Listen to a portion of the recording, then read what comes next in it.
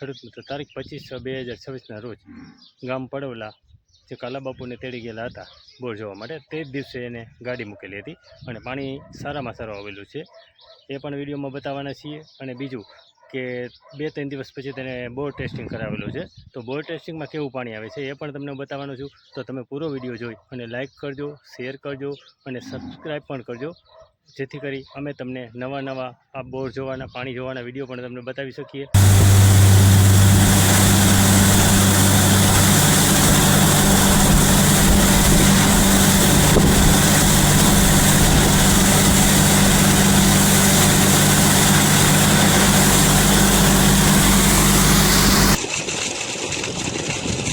આ ખાલી મોટર પાણીને અડાડીને રાખી છે, મોટર ડૂબાડેલી.